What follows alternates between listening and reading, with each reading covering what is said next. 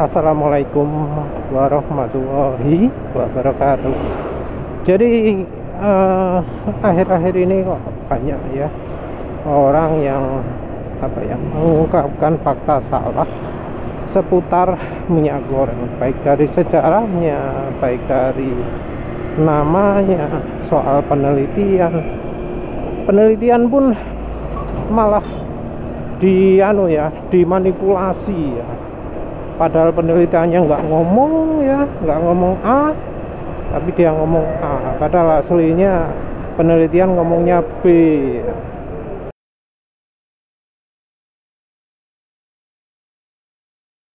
Jadi orang yang anti minyak goreng itu entah kenapa ya kok banyak bohongnya ya.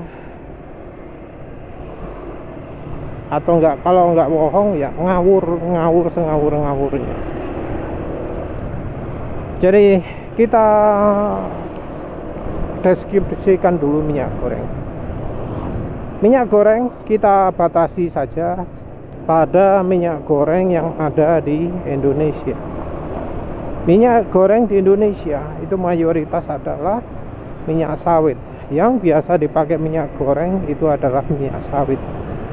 Merek Vilma, Bimoli Klasik, Sabrina, Freshwell, ada Harumas, Camar. Itu adalah merek minyak kelapa sawit. Ini nggak bisa disamakan ya dengan minyak kelapa coconut oil, VGO ya.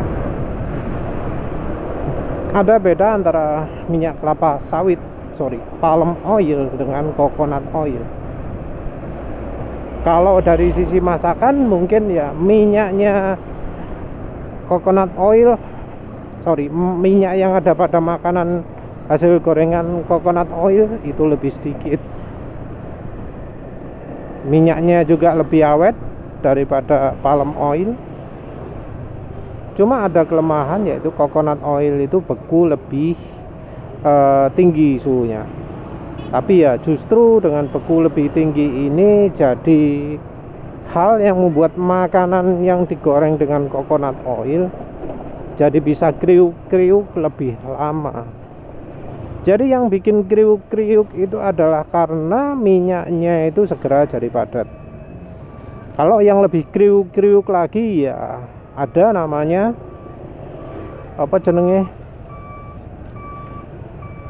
minyak goreng padat ya. Minyak goreng padat itu dari kelapa sawit juga. Perlu diketahui juga bahwa negara lain ya, yang daerah Eropa, daerah Amerika itu ya mungkin bukan menggoreng ya, bukan makanan goreng yang biasa dimakan. Makanan mereka ada yang roti, ada yang steak gitu ya, yang dipanggang, belum tentu digoreng. Tapi minyak gorengnya juga mereka nggak pakai kelapa sawit, bukan pakai palm oil. Kalau di luar negeri sana ada yang canola, ada yang olive oil, ada yang minyak kedelai, minyak jagung, lali. Tapi bukan minyak kelapa sawit ya. Di Indonesia sendiri pun sebenarnya awal-awal nggak pakai kelapa sawit. Awal-awal kita itu pakainya adalah minyak kelapa, coconut oil. Zaman Mojopahit, zaman sebelumnya kita itu pakai minyak kelapa. Terus kemudian didatangkan minyak kelapa sawit dari Afrika Selatan atau mana itu ya, yang produk utamanya terutama adalah untuk sabun kalau nggak salah, juga untuk pelumas industri. Jadi pemakaian pertama minyak kelapa sawit itu adalah sebagai pelumas dan bahan sabun, juga bahan kosmetik. Jadi bukan jadi minyak goreng ya, anehnya seperti itu. Kalau ya orang kita itu ngeyel, minyak goreng itu didesain dari awal adalah untuk minyak goreng, padahal ya namanya minyak fungsinya itu adalah macam-macam. Jadi minyak goreng karena kebetulan cocok untuk minyak goreng. Jadi penulis sendiri juga nggak pernah tahu ya apakah ada resep tradisional untuk minyak kelapa sawit ini. Kayaknya nggak ada. Minyak kelapa sawit sendiri produk jadinya macam-macam, dan yang kita pakai itu namanya adalah RBD Palm Oil, Refined Bleach Deodorized.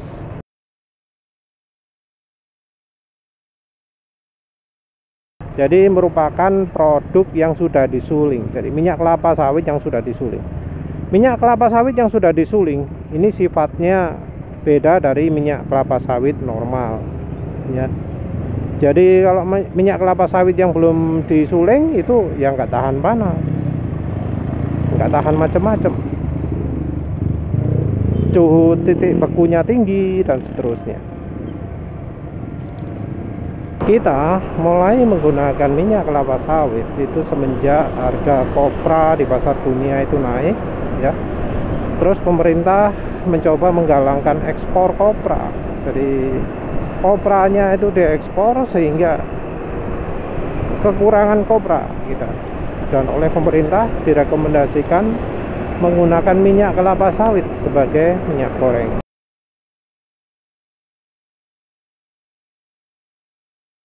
Walau saat itu umumnya pakai kopra, pakai minyak kelapa, orang-orang direkomendasikan pakai minyak kelapa sawit.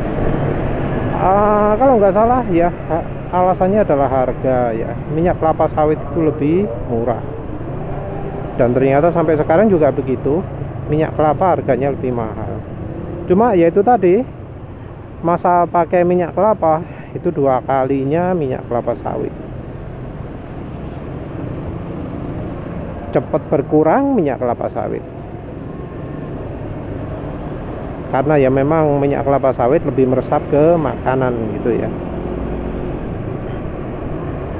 Produk minyak kelapa sawit itu banyak ya.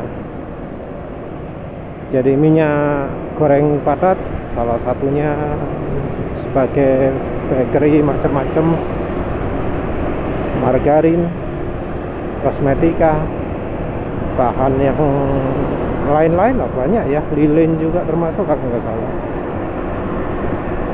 Tapi yang relevan untuk kita itu adalah RBD Palm Oil.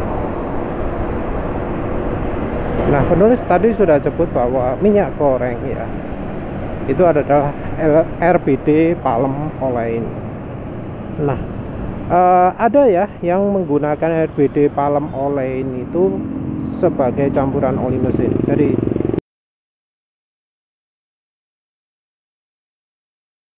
salah satu hal yang sering jadi bahan ketawaan, jadi bahan hinaan,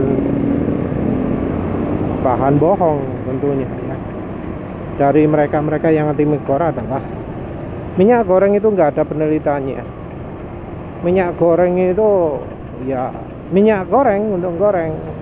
Cuma orang bodoh saja yang kepikiran untuk menggunakan minyak goreng sebagai oli mesin atau campurannya oli mesin. Padahal secara internasional sudah banyak ya, cukup banyak yang serius ingin menjadikan minyak kelapa sawit ini sebagai oli mesin. Serius ya, serius.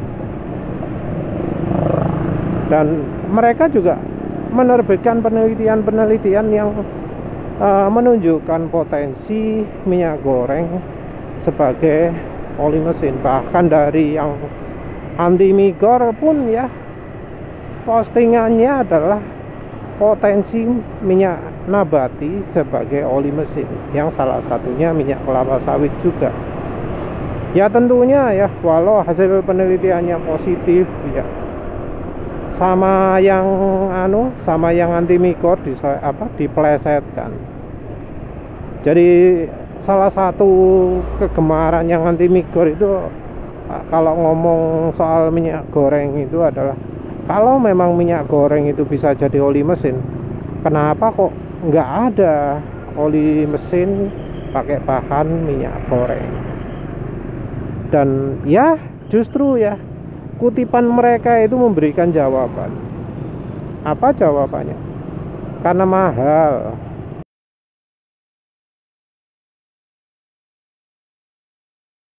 Jadi bahan minyak goreng itu lebih mahal daripada minyak mentah. Ini ya yang harus jadi perhatian. Bahan minyak goreng itu lebih mahal daripada minyak mentah, daripada minyak bumi, daripada ya apalagi daur ulang.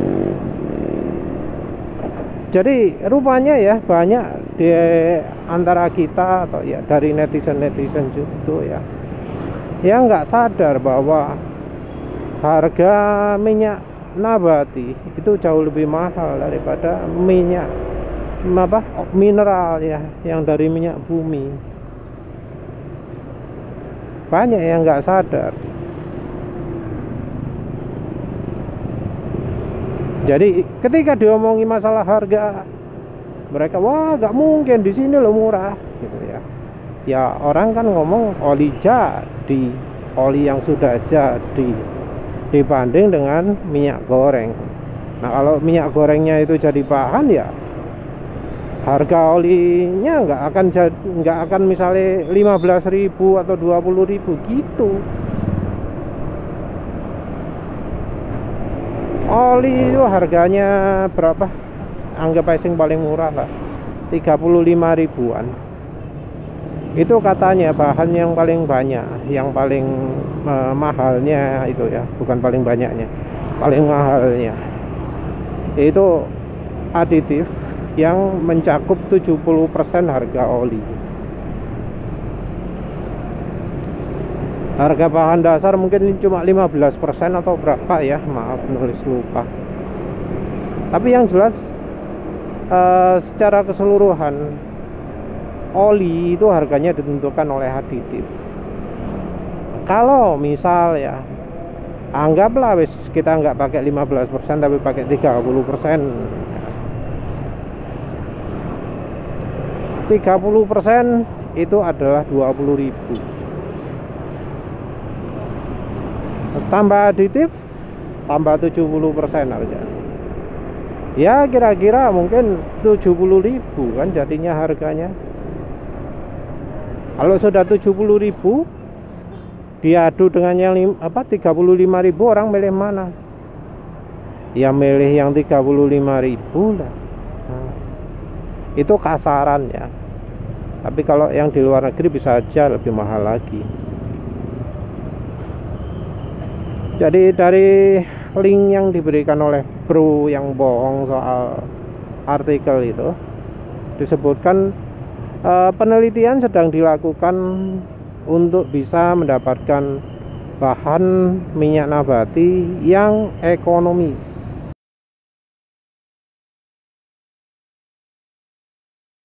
Tujuan utama penelitiannya adalah biar gimana caranya minyak nabatinya murah. Jadi justru berdasarkan penelitian tersebut, kita pakai minyak goreng itu mewah karena bahannya kalau menurut orang luar negeri itu mahal banget.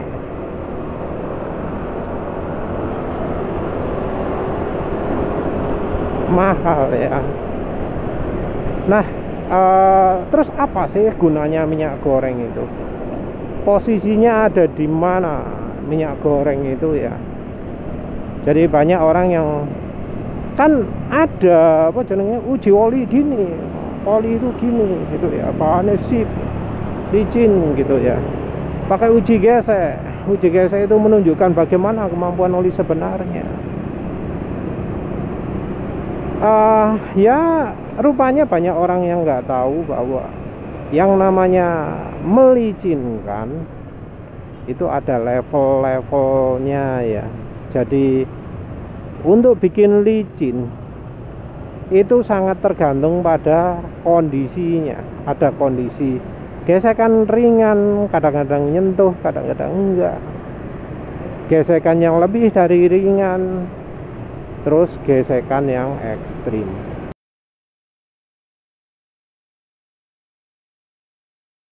Mesin gesek itu hanya menguji gesekan ekstrim. Gesekan ekstrim saja, sementara yang gesekan ringan-ringan, yang lebih dari ringan itu tidak diuji oleh alat uji gesek yang ditekan pakai tangan itu loh ya, yang menurut maksud. Jadi kalau menurut Noria sendiri, untuk tahap ringan atau tidak terlalu menyentuh, aditif yang paling mempengaruhi adalah ester atau fatty acid ya. Ester kalau di dunia otomotif dikenal di ester, double ester, satunya lagi polyol ester. Itu yang oli pakai ester, pakai salah satu ini antara diester atau polyol ester. Terus juga fatty acid. Fatty acid itu ya minyak nabati. Jadi minyak goreng itu mengandung bermacam fatty acid. Ada oleic acid, ada apa jenenge, palmitic acid, stearic acid, linoleic acid. Nah, jadi posisi minyak goreng di situ, posisinya adalah sebagai pelicin ketika kondisi gesekan masih belum banyak. Ketika gesekan sudah mulai agak banyak, ada ZDDP. Ketika gesekan sudah terjadi ekstrim, maka ada aditif extreme pressure. Yang biasanya yang terkenal adalah molybdenum. Ada MOS2, ada MODTC, macam-macam ya.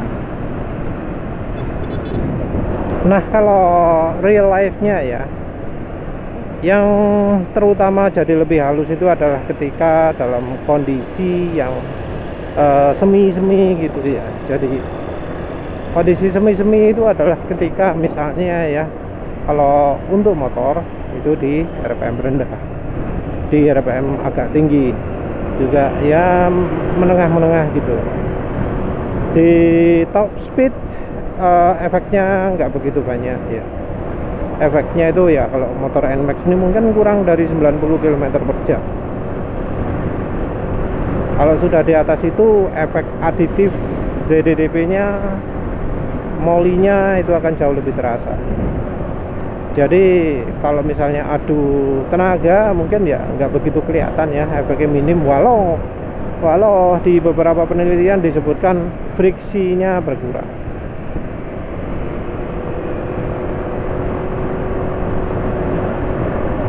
Tapi ya itu juga ya, karena minyak goreng ini apa jenenge,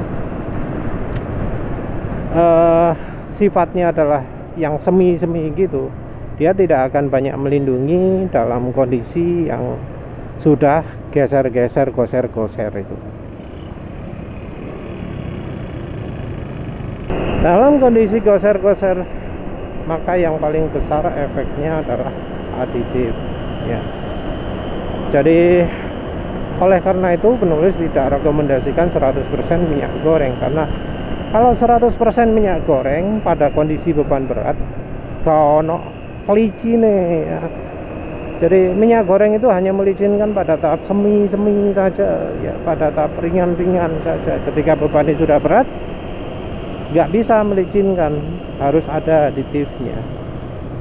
Ini kita ngomong cuma soal anu saja ya, licin saja. Sementara oli mesin itu ada misalnya anti buih, ada pembersihnya, ada pencegah, bukan pencegah, tapi yang bisa mecah apa namanya, varnis, mengurangi deposit gitu ya.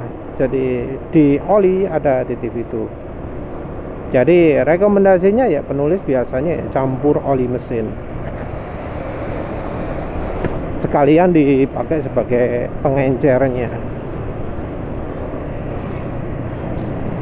Yang banyak nggak diperhatikan itu adalah faktor pelarutan dari minyak goreng.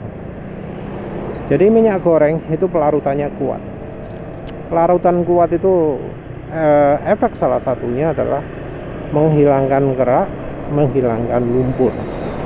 Lumpur jadi cepat larut, cepat katut ke oli ketika pakai minyak goreng.